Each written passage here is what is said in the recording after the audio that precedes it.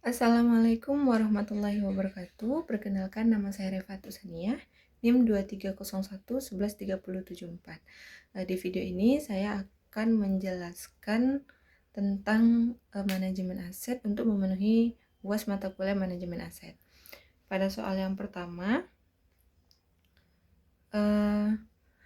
mengapa pentingnya mempelajari manajemen aset?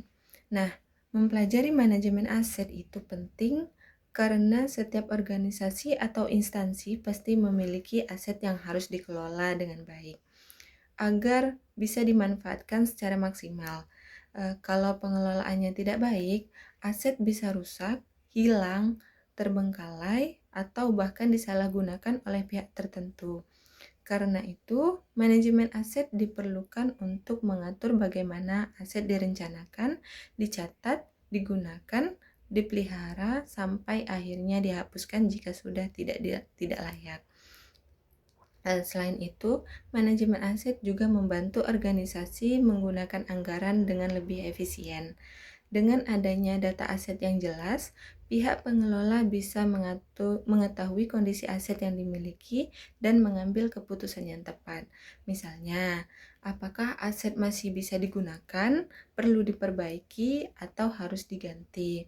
Jadi, mempelajari manajemen aset bukan hanya soal mengurus barang, tetapi juga memastikan aset tersebut benar-benar memberikan manfaat dan mendukung tercapainya tujuan organisasi.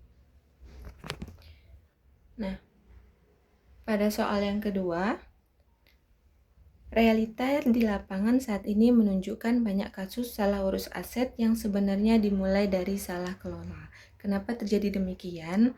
Nah, banyak kasus salah urus aset sebenarnya berawal dari salah kelola sejak awal proses pengelolaannya.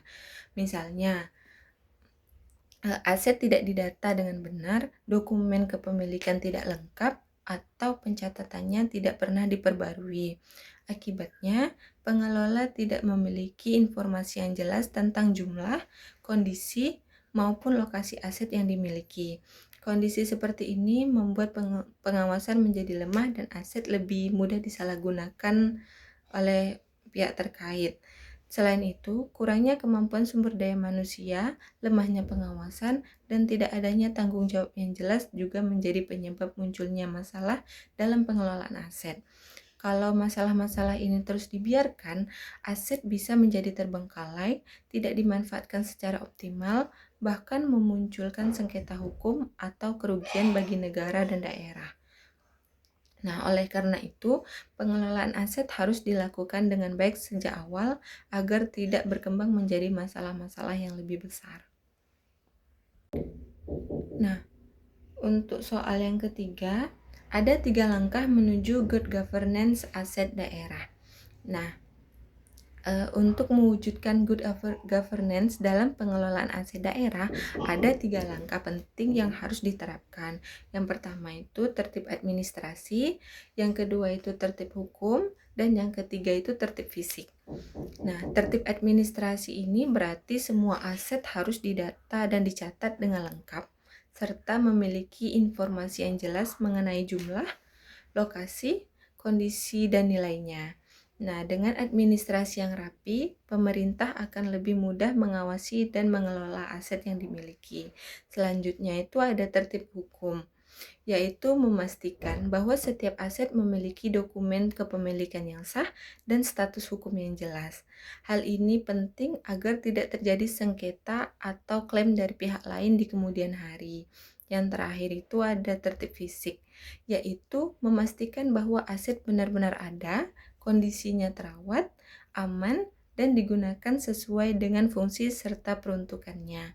Jika ketiga langkah ini diterapkan dengan baik, maka pengelolaan aset daerah akan menjadi lebih transparan, akuntabel, dan mampu memberikan manfaat maksimal kepada pemerintah maupun rakyat.